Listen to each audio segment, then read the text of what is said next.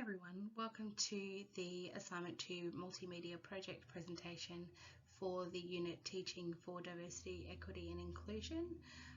Before we get started, I'd like to just acknowledge the traditional owners of the lands and the waters on which we live and work, and also pay respects to their elders past, present and emerging. Today I've chosen to look at the case study Kirra. She's a Year 3 First Nations student who has just been recently diagnosed with autism. She lives in a semi-rural community and attends a mainstream primary school, P to 12. So as we know with Kirra, she has been diagnosed recently to be on the autism spectrum. Now, what is that in itself? It's a neurological condition. It is not classified as a disability. Autism affects the neurological functionings of a person's brain.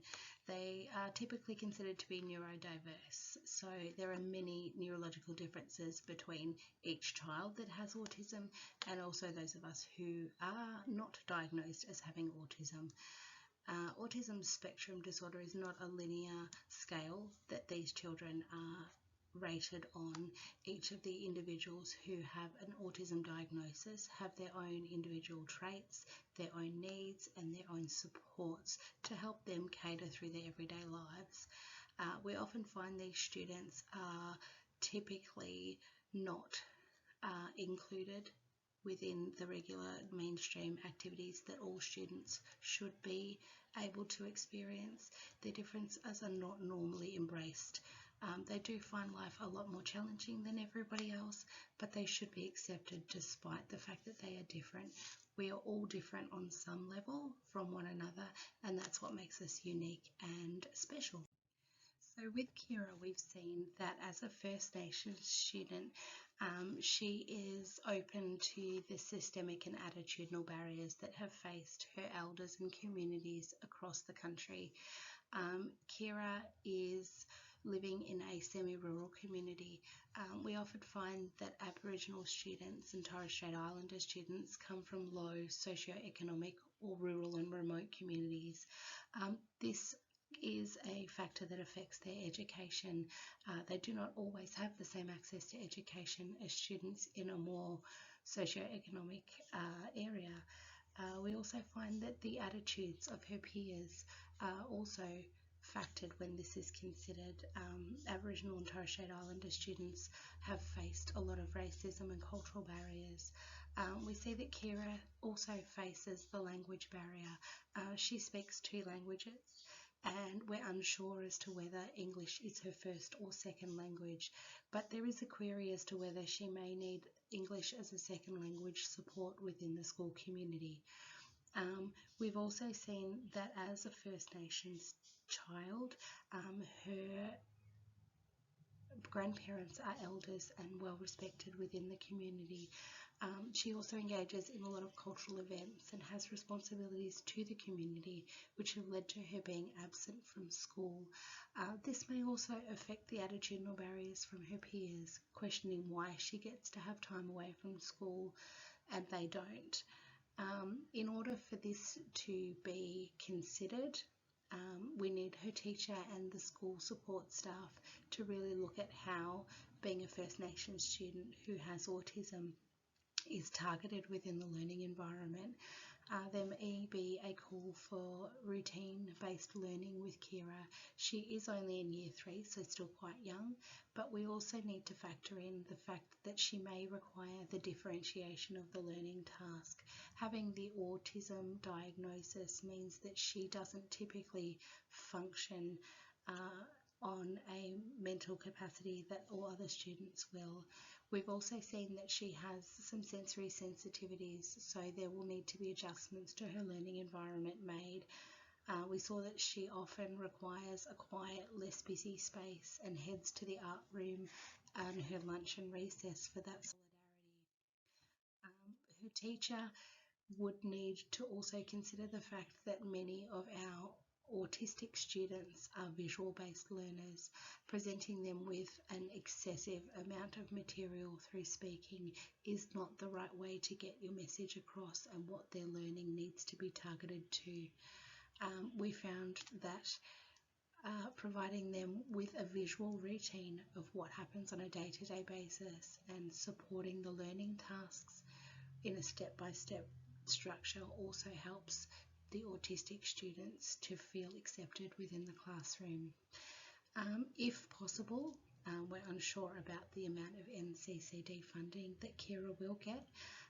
We may need to look at having a structured space within the classroom for her to find her quiet space so that she can make the settling and adjustments that she needs on a daily basis to cope with her autism.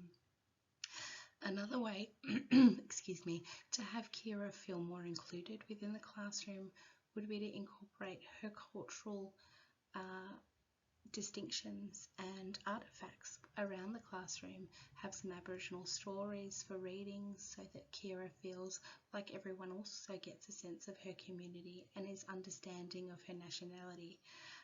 She may also find that being in the art room at lunchtime and recess as her quiet space, that she could produce artifacts of cultural significance, be that clay making or paintings or drawing, that she can have around her classroom on her desk to make her feel as though she's settled and accepted within the classroom.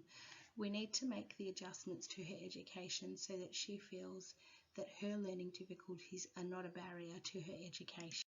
The Australian Government and schools across Australia are looking to build a world-class education system. The aim through legislation and policy that is created by the governments is to enhance the learning engagement, progress and achievement of all students regardless of race or disability in both supportive and responsive learning environments. The teachers at Kirra's school could call upon the Melbourne Education Declaration, which was then further built upon into the Alice Springs Education Declaration, to commit and providing outcomes for education of all students across Australia, to recognise and identify the barriers to learning and make sure that the values and respect is awarded to the cultural differences of students from both remote rural communities and those in mainstream schools. We also looked at the disability standards of education. The teachers, which in Kirra's school would then be able to provide reasonable adjustments to her learning. We're hoping to prevent the bullying of students with disabilities, and it builds upon having encouraging regular discussions for parents, caregivers and the educational facilities to ensure that the understanding and the learning of all students with or without disabilities is provided to the highest of degrees. The nationality consistent collection of data in school students with disabilities allows for an understanding of the functional needs of students like Kirra. Whilst autism is not technically a disability, it is neurodiversity, which should be accepted in all schools.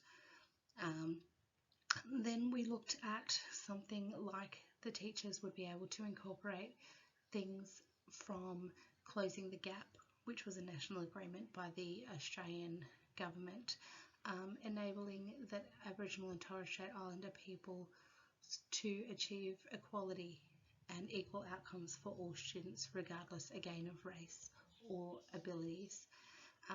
The National Agreement for Closing the Gap looks at providing additional funding and targeting those students in remote or rural communities to improve literacy and numeracy outcomes, and most of all, increase the student attendance rates. It is often very hard in low socioeconomic areas for students to access high quality education, and the Australian government is working with schools across the country to close the gap, so to speak, to ensure that students have access to high quality education. The Australian curriculum has incorporated cultural differences across curriculum priorities in views to changing attitudes towards young Aboriginal and Torres Strait Islander students. They are now encouraged to further embrace their cultures, their languages, their customs, and help through the engagement of these elders to visit schools to openly discuss traditional values and hardships. This would benefit Kirra as her grandparents are elders of the community. Another way Kirra would benefit from having people aware of her condition is through a setting of World Autism Awareness Day. This is looking to foster and support and increase the acceptance and awareness around autism and how it affects the students. Education in the 21st century is looking to provide reasonable adjustments to learning for students of First Nations descent and also those with disabilities in inclusive classrooms. We're teaching our students through the differentiation of learning tasks to build and scaffold their knowledge. All students are entitled to reasonable adjustments to their learning to ensure that each and every one of our students can achieve their excellence in learning. Education has the power to change lives. It is through Kirra and other students with disabilities that inclusive education will help prepare our students for future, the rapid and social technological changes, the social, emotional and cognitive skills that are needed to be successful learners and valued members of our community. Learning is a partnership. It takes the governments, the parents, the students, the educational systems, all to turn aspirations into actions. Our future is your future. Thanks for your time, and my references are to follow.